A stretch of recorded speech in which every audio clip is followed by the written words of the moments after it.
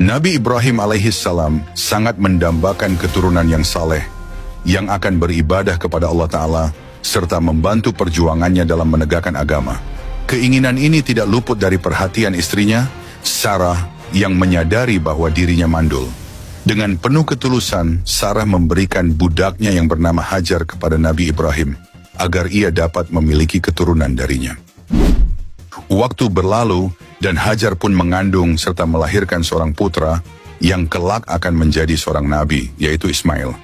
Namun, kebahagiaan ini segera diiringi dengan ujian berat. Tidak lama setelah kelahiran Ismail, Allah Ta'ala memerintahkan Nabi Ibrahim untuk membawa Hajar dan Ismail ke sebuah tempat yang tandus, yaitu Makkah. Dengan penuh ketaatan, Nabi Ibrahim pun memenuhi perintah itu dan membawa mereka ke lokasi yang kelak akan menjadi tempat berdirinya Ka'bah. Setibanya di Makkah, Nabi Ibrahim meninggalkan Hajar dan Ismail di sana, lalu bersiap untuk kembali ke Syam. Melihat suaminya hendak pergi, Hajar segera mengejarnya dan memegang bajunya dengan cemas, bertanya, "Wahai Ibrahim, engkau hendak pergi kemana? Apakah engkau tega meninggalkan kami di lembah yang sunyi ini, tanpa ada manusia dan tanpa sesuatu apapun?" Hajar terus mengulang pertanyaannya, namun Nabi Ibrahim tetap diam dan tidak menoleh. Hingga akhirnya dengan suara penuh harap, Hajar bertanya, "Apakah Allah Ta'ala yang memerintahkanmu untuk melakukan ini?" Dengan penuh keyakinan, Nabi Ibrahim menjawab, "Ya." Seketika itu juga keteguhan hati menyelimuti Hajar. Ia berkata dengan penuh kepasrahan, "Kalau begitu Allah Ta'ala tidak akan menelantarkan kami." Dengan langkah berat, Nabi Ibrahim melanjutkan perjalanannya. Ketika ia telah mencapai sebuah bukit dan tidak lagi melihat Hajar dan Ismail, ia pun menghadap ke arah Ka'bah dan mengangkat kedua tangannya, lalu berdoa dengan penuh kekhusyuan. "Ya Rabb kami, sesungguhnya aku telah menempatkan sebagian keturunanku di lembah yang tidak mempunyai tanam-tanaman di dekat rumah Engkau, Baitullah, yang dihormati. Ya Rabb kami, yang demikian itu, agar mereka mendirikan salat, maka jadikanlah hati sebagian manusia cenderung kepada mereka, dan beri rezekilah mereka dari buah-buahan, mudah-mudahan mereka bersyukur." Quran Surat Ibrahim ayat 37. Sementara itu, Hajar berusaha bertahan dengan menyusui Ismail dan meminum air dari persediaannya. Namun ketika air dalam geriba, wadah kulit habis, rasa haus mulai menyiksanya. Ismail yang masih bayi pun meronta-ronta kehausan. Hajar yang tak sanggup melihat penderitaan anaknya, segera bergegas mencari pertolongan. Dengan langkah penuh harap, ia mendaki Bukit Syafa, gunung terdekat, dan mengarahkan pandangannya ke lembah, berharap melihat seseorang. Namun ia tidak menemukan siapapun. Ia pun turun dari Bukit Syafa dan berlari menuju lembah. Saat sampai di tengah lembah, ia menyingsingkan ujung pakaiannya dan berusaha keras melewatinya, hingga akhirnya tiba di Bukit Marwah. Dari sana, ia kembali mengamati sekitar, namun tetap tidak melihat tanda-tanda kehidupan. Hajar melakukan perjalanan antara Syafa dan Marwah sebanyak 7 kali, dalam perjuangan yang penuh kepasrahan dan keyakinan. Inilah awal mula syariat sa'i dalam ibadah haji dan umrah. Ketika Hajar sampai di puncak Marwah untuk ke-7 kalinya, ia tiba-tiba mendengar sebuah suara.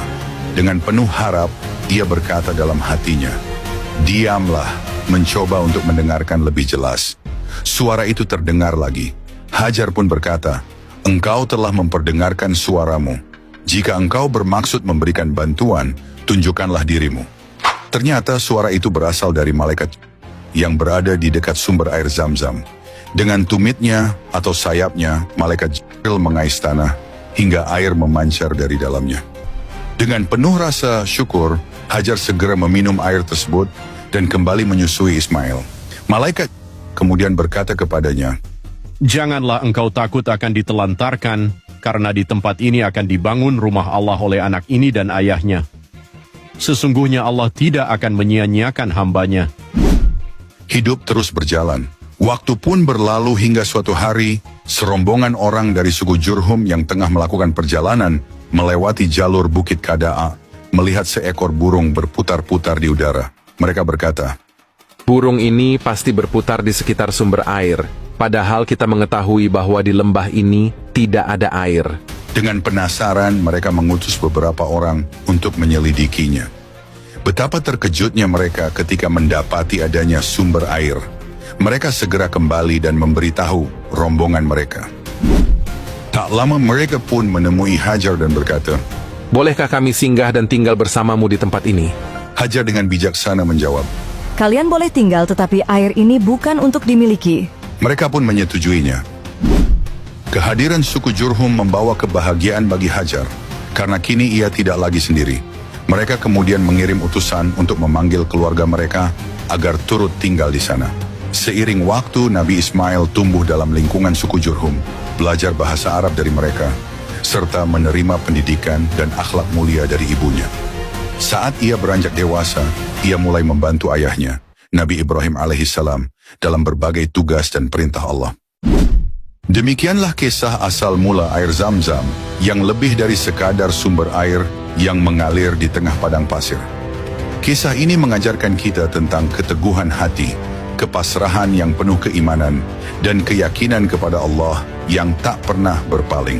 Hajar, seorang ibu yang ditinggalkan tanpa perlindungan dan bekal, mengajarkan kita arti kesabaran dan tawakal yang sejati. Dengan langkah yang penuh doa dan harapan, Hajar membuktikan bahwa Allah tidak akan pernah meninggalkan hambanya yang berserah diri. Air Zam-Zam yang terus mengalir hingga hari ini adalah saksi nyata dari janji Allah, bahwa di balik setiap ujian selalu ada pertolongan yang datang pada waktu yang tepat. Semoga kisah ini tidak hanya menginspirasi kita untuk terus berusaha, tetapi juga untuk mempercayai bahwa dalam setiap kesulitan, Allah senantiasa menyediakan jalan keluar yang tak terduga. Wallahu a'lam.